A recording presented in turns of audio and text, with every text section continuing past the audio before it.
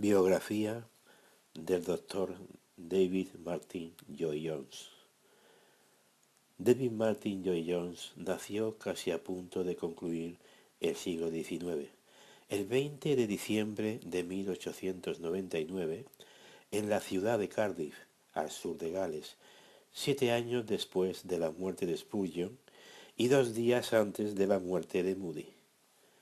Cuando Martin tenía 5 años de edad, sus padres se mudaron a la pequeña villa de Yallington.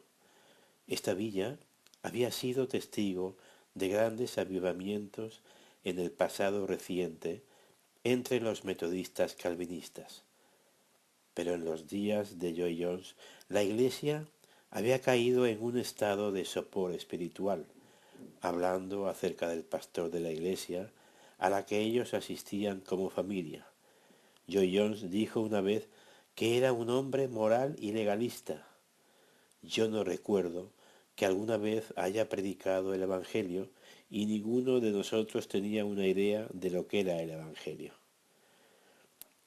A principios de 1910, cuando Lloyd-Jones tenía 11 años, la casa paterna se incendió durante la noche y tanto él como sus dos hermanos, Harold y Vincent, estuvieron a punto de morir.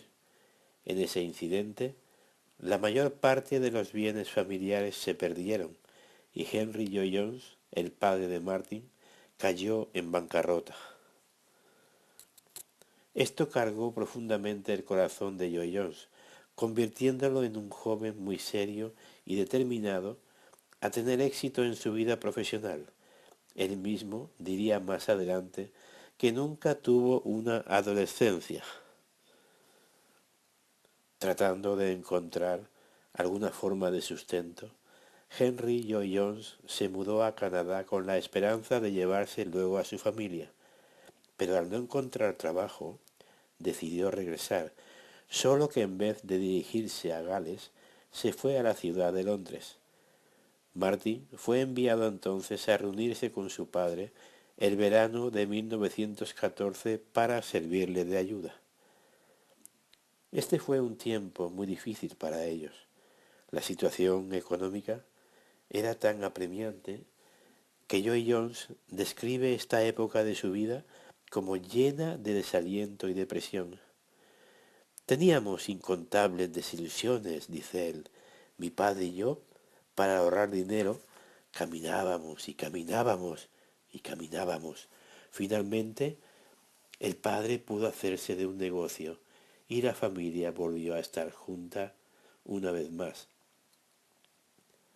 Entre 1914 y 1916, Lloyd-Jones concluyó sus estudios de bachillerato y a los 16 años de edad fue admitido en la carrera de medicina. Pasó sus exámenes de admisión con tanta excelencia que fue admitido en el prestigioso Hospital de San Bartolomé, a pesar de ser tan joven. Este hospital era para la comunidad médica lo que Oxford era para la comunidad intelectual. A los 21 años se graduó de cirujano, aunque como era tan joven tuvo que esperar para graduarse. Su capacidad era tal que Sir Thomas Horder, médico de la corona y uno de los más eminentes doctores de la época, lo empleó como su asistente. Horder dijo de él que era el pensador más agudo que alguna vez haya conocido. Pasamos a la conversión y llamamiento al ministerio.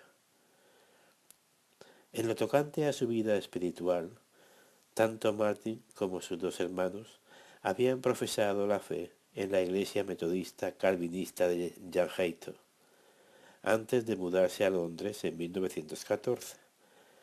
Y una vez establecida allí, continuaron asistiendo a una iglesia de la misma denominación, la capilla de Charing Cross, donde Martin Lloyd-Jones llegó a ser el superintendente de la escuela dominical a los 18 años de edad.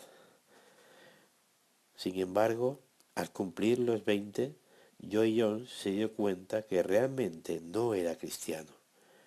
En su libro La predicación y los predicadores, dice lo siguiente al respecto. Durante muchos años creí que yo era cristiano cuando en realidad no lo era. Llegó un momento en que me di cuenta de que nunca había sido cristiano y me convertí, pero había sido miembro de una iglesia y asistía a mi iglesia y a sus cultos regularmente. Por tanto, cualquiera que diera por sentado, como hicieron la mayoría de los predicadores, que yo era cristiano, estaba haciendo una suposición falsa. Esa no era una verdadera evaluación de mi estado. Lo que yo necesitaba era una predicación que me convenciera de pecado y que me hiciera ver mi necesidad y me llevara a un verdadero arrepentimiento y me enseñara algo de la regeneración. Pero yo nunca había oído hablar de esto. Todo eso cambió en algún punto entre 1921 y 1923. El Espíritu de Dios trajo tal convicción sobre él de la veracidad del cristianismo que de inmediato se sintió compelido a predicar el Evangelio. En 1925, Lloyd Jones fue invitado a hablar en una sociedad literaria y de debates, donde dio un discurso titulado La tragedia del Gales moderno, y en el cual mostró la sorprendente capacidad de análisis que luego sería tan evidente en su predicación. La prensa lo alabó como uno de los galeses más brillantes de Londres y algunos comenzaron a preguntarse si la práctica de la medicina era el lugar más apropiado para él. Lo que ellos no sabían era que el mismo Lloyd Jones ya había tomado una decisión al respecto. A la capilla de Charing Cross también asistía Tom Phillips, un oftalmólogo muy famoso cuya hija Bethan estaba a punto de graduarse como médico. Desde la primera visita que Lloyd Jones hizo a esa iglesia, años atrás había puesto sus ojos en ella. Lloyd Jones tenía la preocupación de que Bethan lo rechazara cuando le confiara los planes que tenía de dejar la medicina para dedicarse al ministerio. Pero para sorpresa suya, ella no puso ninguna objeción. Unos 3 meses antes de su boda, Martin Lloyd Jones había sido invitado a predicar en la iglesia de Belén, Forward Mission, en Sandfields, a Velamon, al sur de Gales, y quedaron tan impactados por la claridad, el poder y la lógica de su mensaje, que no solo le pidieron que los visitara de nuevo, sino que finalmente le solicitaron que fuera su pastor, invitación que Lloyd Jones aceptó. Esa decisión causó tanta sorpresa que fue comentada en varios periódicos londinenses. Mucha gente no podía entender cómo un profesional con un futuro tan brillante había tomado la decisión de venir a ser el pastor de una iglesia ubicada precisamente en el poblado de Sandfields, con muy poco nivel educativo y con una muy mala reputación moral. Alguien escribió en esa época que Sandfields era un lugar para el jugador, la prostituta y el publicano. Sin embargo, allí se fueron Martin y Bethan, luego de su luna de miel a principios de 1927. Al inicio de su ministerio, algunos ministros ordenados de la Iglesia Presbiteriana se sentían recelosos por el hecho de que Lloyd Jones no tenía ninguna preparación teológica formal, mientras que los médicos locales tampoco estaban muy contentos porque pensaban que él había ido allí a mostrar su superioridad y a arrebatarles a sus pacientes. Pero poco a poco los prejuicios comenzaron a desvanecerse y la iglesia comenzó a crecer.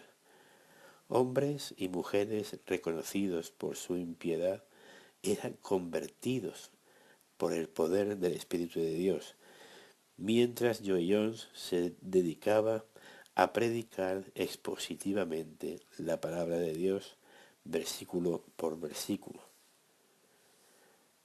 Siendo galés de nacimiento, Joy Jones conocía muy bien el carácter emotivo de los galeses, algo que muchos predicadores aprovechaban predicando con un estilo muy emocional para lograr supuestas conversiones que generalmente no duraban mucho tiempo.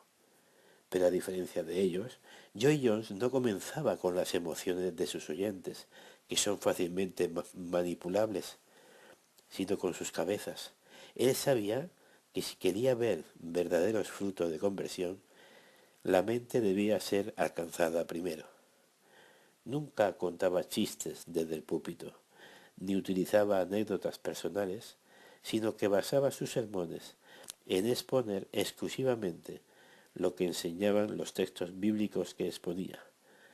Él estaba convencido de que la clase obrera poseía la capacidad de sostener un debate lógico y bíblico, de manera que la membresía no solo creció numéricamente, sino también en madurez espiritual y en el número de hombres que posteriormente llegarían a ser pastores.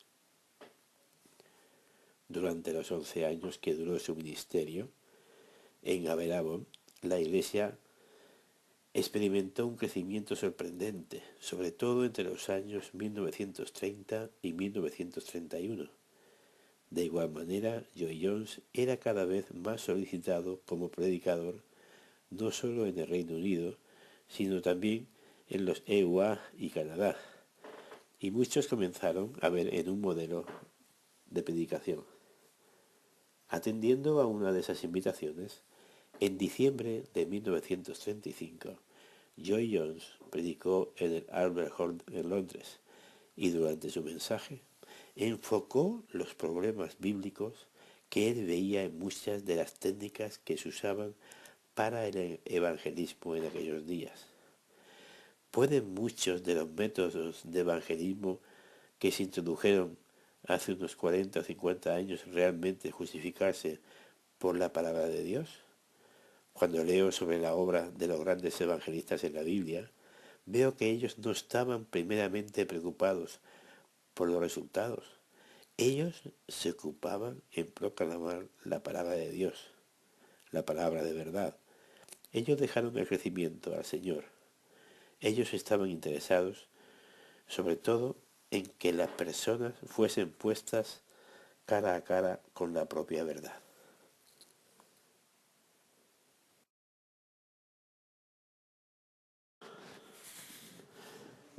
Ministerio en Westminster. Una de las personas que se encontraba presente aquella noche era un anciano de 72 años llamado George Campbell Morgan, pastor de Westminster Chapel y probablemente el predicador más reconocido de la época. Para ese tiempo, Campbell Morgan estaba buscando un sucesor, así que 2 días después de escucharlo predicar, Joy Jones recibió una invitación para predicar en Westminster Chapel el último domingo de ese mismo mes de diciembre de 1935. Esa fue la primera vez que Joy Jones predicó en esta iglesia de la que luego sería su pastor por casi 30 años. Unos meses más tarde, en abril de 1936, también fue invitado a predicar en el Tabernáculo Metropolitano, la iglesia de la que Spurgeon fue pastor hasta su muerte en 1892. Para esa época, Joy Jones había recibido la oferta de ser el rector de un seminario teológico en Gales, pero finalmente decidió irse a trabajar con Campbell Morgan en Westminster Chapel en 1938. Al principio pastoreó conjuntamente con Campbell Morgan, pero cuando estaba a punto de estallar la Segunda Guerra Mundial, Joy Jones asumió plenamente el ministerio pastoral de la congregación. Fue un periodo muy difícil para Inglaterra, tanto en sentido económico como emocional, que también afectó a los miembros de la Iglesia, pero aún así continuaron llevando a cabo sus servicios los domingos casi con normalidad. Debido a que el edificio de la iglesia estaba situado muy cerca del Palacio de Buckingham y otros edificios importantes del gobierno, constantemente estaban en peligro de ser alcanzados por el bombardeo de los alemanes. En 1944, una bomba explotó a unos pocos metros del edificio, cubriendo al predicador y a la congregación de polvillo blanco. Un miembro de la congregación abrió sus ojos después del estampido y cuando vio que todos estaban cubiertos de blanco, creyó que había llegado al cielo. Un ministerio más amplio. A pesar de las dificultades de la guerra, Lloyd Jones estuvo envuelto en la fundación de varias instituciones importantes que le dieron un alcance mucho más amplio a su ministerio. La primera fue la creación de la Biblioteca Evangélica en 1943. Esta biblioteca posee una historia sumamente interesante que ilustra a la manera extraordinaria cómo Dios obra para la expansión de su reino en el mundo.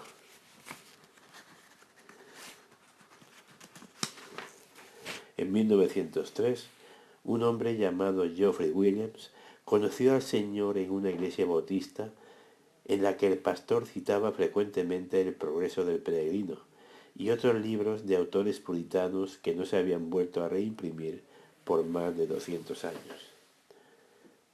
Con el deseo de crecer en su fe, Williams comenzó a adquirir libros, sobre todo de la época del puritanismo, y andando el tiempo tenía una biblioteca bastante grande que él puso a disposición de sus amigos.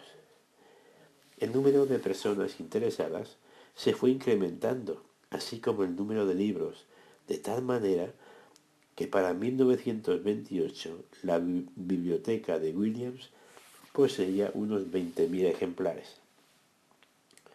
Al principio operaba en el garaje de su casa, pero luego tuvo que mudarse a un pequeño edificio, a 12 millas al sur de Londres. Como la ubicación no era muy buena, la biblioteca ya no era tan visitada y Williams comenzó a sentirse desanimado. Pero en 1938, providencialmente, conoció a un señor que era miembro de la capilla de Charing Cross, la iglesia de la que Martin Lloyd-Jones había sido miembro en su juventud, y él le recomendó que le planteara su dificultad al doctor, como era conocido ya. Cuando Lloyd-Jones conoció la biblioteca, quedó profundamente impresionado por la enorme cantidad de libros buenos que este hermano había logrado reunir, pero le recomendó a Williams que buscara una ubicación más estratégica. Finalmente, la Biblioteca Evangélica abrió sus puertas el lunes 15 de enero de 1945 en la ciudad de Londres. El alcance que esto tuvo en la providencia de Dios es sencillamente imposible de cuantificar, como veremos en un momento. La segunda institución que Lloyd-Jones ayudó a crear fue la Confraternidad de Westminster. Un grupo de pastores de no más de una docena comenzaron a reunirse en Westminster Chapel en 1941 para tratar aspectos prácticos del ministerio. Con el paso de los años, este grupo comenzó a crecer y un considerable número de pastores jóvenes comenzaron a ser profundamente influenciados por él. Como bien ha dicho alguien, su vasta experiencia, su profunda sabiduría y su sentido común ayudaron a muchos ministros jóvenes con dificultades aparentemente únicas e insolubles.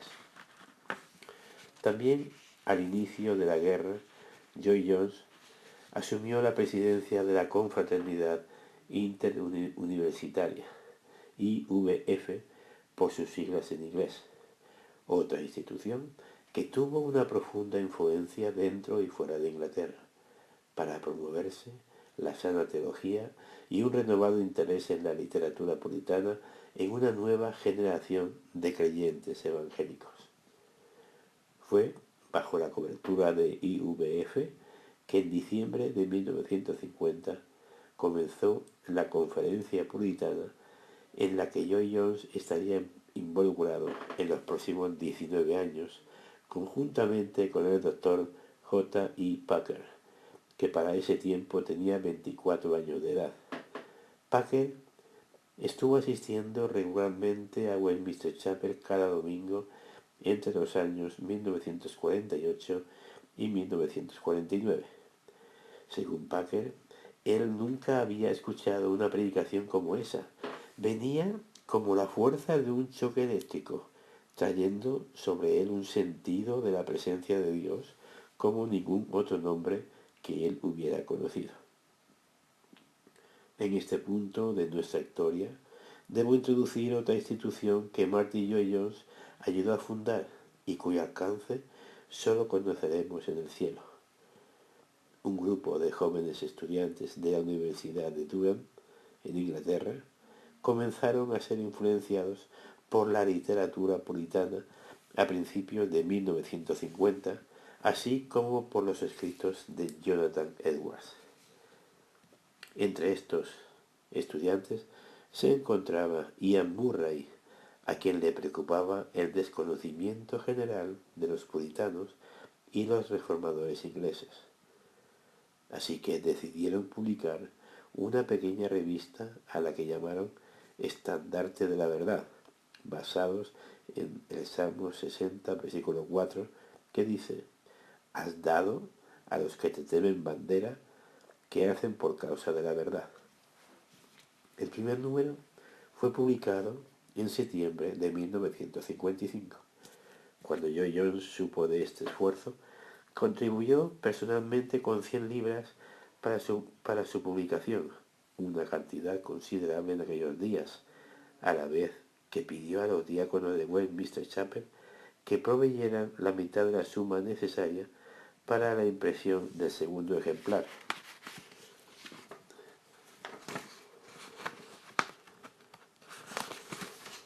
Al mismo tiempo, Lloyd-Jones alentó a Ian Murray a escribir un libro en el que demostrara las convicciones calvinistas de los reformadores ingleses. Cuando Lloyd-Jones leyó el manuscrito, en mayo de 1956, le pidió a Murray que viniera a trabajar en Westminster Chapel como su asistente. Y aquí tengo que introducir otro personaje, llamado Jack Cullum, un experto en acústica que se hizo inmensamente rico al diseñar durante la Segunda Guerra Mundial un muffler que reducía el sonido de los aviones. Cullum llegó a profesar la fe en una iglesia metodista, pero hacía mucho tiempo que se había apartado del Señor. Providencialmente se topó en uno de sus viajes con una pareja de creyentes que le hablaron largamente del Evangelio. Así que, al llegar a Londres, Cullum reasumió sus visitas a la iglesia metodista. Pero ya no se sentía a gusto en medio de ellos. Entonces alguien le recomendó que visitara Westminster Chapel, donde finalmente se estableció. Unos meses más tarde, en enero de 1957, Cullum y su esposa invitaron a Ian Murray y su esposa a cenar con ellos. En un momento Cullum le preguntó a Murray: ¿por qué toda esa historia y enseñanza de los reformadores ingleses y de los puritanos es tan poco conocida hoy? A lo que Murray respondió que muchos de esos libros ya no estaban disponibles. Desde su conversión, Cullum había estado orando al Señor para que le permitiera hacer algo útil para su reino en el resto de sus días. Así que decidió hacer uso de su dinero para financiar la republicación de muchas de esas obras. Para ello, crearon una fundación que tomó el mismo nombre de la revista que había comenzado a ser publicada con ese mismo fin, el Estandarte de la Verdad. Los primeros 2 libros estuvieron disponibles a principios de 1958. los cuales se vendieron rápidamente, sobre todo entre los miembros de Westminster Chapel, y en poco tiempo se publicaron dos más ese mismo año, Sermones Escogidos de George Whitefield y el primer volumen de Obras Escogidas de Jonathan Edwards. Para octubre de 1958, el Estandarte de la Verdad había publicado 11 obras, sorprendiendo a todo el mundo por la rapidez con que se vendieron. De manera que muchos de esos libros que Geoffrey Williams había estado comprando por años y que sólo se encontraban disponibles en la biblioteca evangélica, ahora tendrían un alcance muchísimo mayor. Por supuesto, el hambre por ese tipo de literatura no surgió de la nada. A Dios le plugo usar el ministerio de Lloyd Jones para generar ese interés en los puritanos que todavía permanecen en el día de hoy, sobre todo entre los cristianos de corte reformado.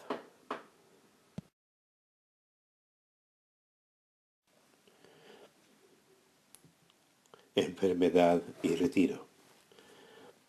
El ministerio de Lloyd Jones continuó ejerciendo una influencia cada vez más amplia, pero Dios tenía otros planes para él en los próximos años. A principios de 1968, teniendo precisamente 68 años de edad, el doctor Lloyd Jones fue admitido en un hospital en Londres por molestias intestinales. Descubrieron que padecía cáncer de colon. Cuando se supo la noticia, muchas iglesias alrededor del mundo comenzaron a orar por su recuperación, y aunque la operación fue exitosa, era evidente que el doctor no podía continuar su ministerio como lo había venido haciendo. Se retiró como pastor de Westminster Chapel a finales de agosto de 1968, pero como él mismo manifestó en una carta dirigida a los miembros de su iglesia, siento que Dios me está diciendo, este es el fin de un ministerio y el comienzo de otro.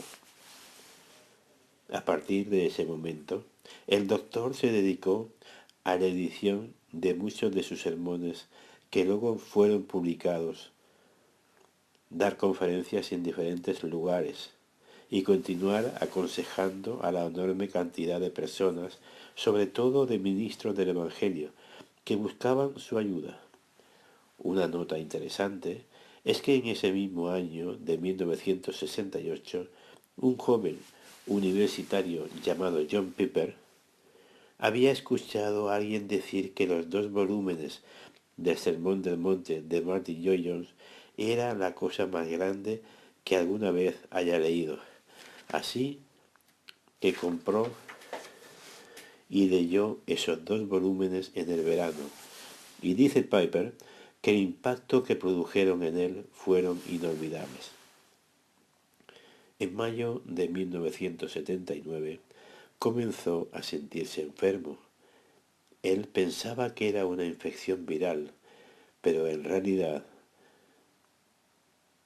en realidad la recurrencia del cáncer.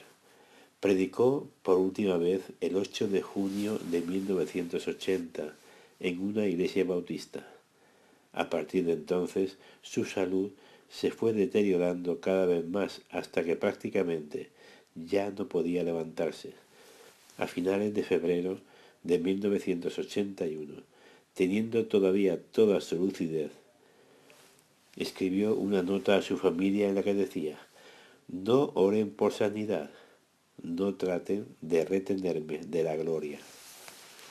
Una nota interesante es que por más de 50 años, Martyn Lloyd-Jones había seguido fielmente el calendario de lectura bíblica de McCheyne. Eso quiere decir que el doctor leyó por lo menos 50 veces el Antiguo Testamento completo y 100 veces el Nuevo Testamento y los Salmos. Una de las lecturas que tocaba el día antes de su muerte fue la de Primera de Corintios 15, el gran capítulo del Nuevo Testamento sobre la resurrección. Su hija Anne Había orado con él y luego se quedó dormido. Ya no volvería a abrir los ojos en este mundo. Al día siguiente, el domingo 1 de marzo de 1981, el doctor Joy Jones partió a la presencia del Señor, al cual sirvió fielmente por más de 50 años. En una entrada posterior, quisiera mencionar algunos de los legados que Joy Jones nos dejó. Por ahora, solo quiero recomendar algunos libros que pueden ser de ayuda para conocer mejor la vida y ministro de este hombre que impactó tan profundamente el evangelicalismo del siglo XX y que todavía continúa ejerciendo una poderosa influencia a través de sus libros y sermones grabados.